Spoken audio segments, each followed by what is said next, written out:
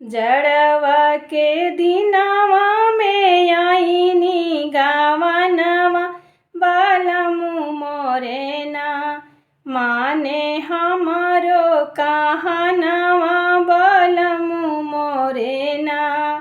जड़वा के दिनवा में आईनी गावनवा पिया हो मोराना माने हमारो कहनवा पिया हो मोरेना।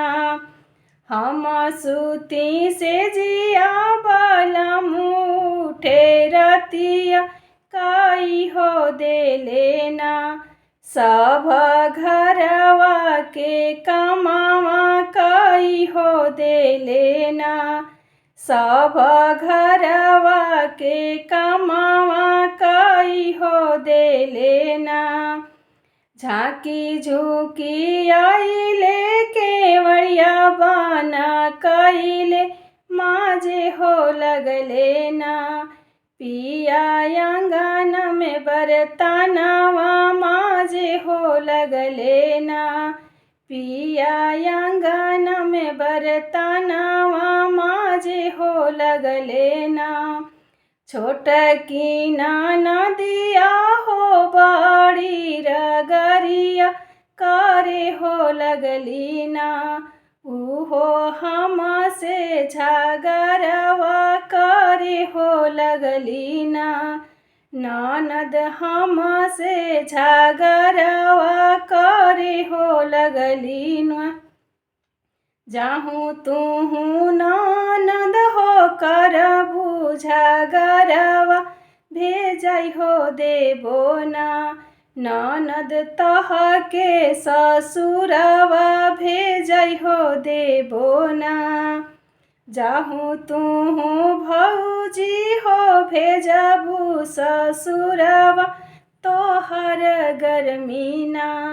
भौजी हम ही उतरबो तोहर गर्मी ना। भौजी हम ही उतरबो तोहर गर्मी ना। गलवा में मरली हो दुई चटकनवा कमरिया परना। दिहली दुई जेलतवा कमरिया परना।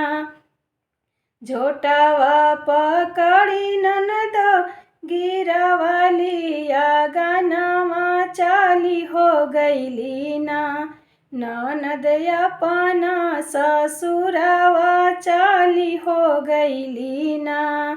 जड़वा में आईनी हो हमहू गावनवा बालमु मोराना माने हमारो कहनवा बालमु मोराना।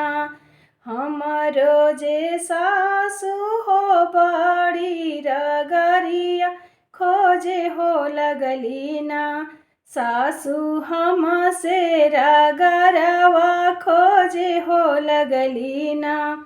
सासु हमसे रगरवा करे हो लगली ना। सासु हमसे रगरवा करे हो लगली ना।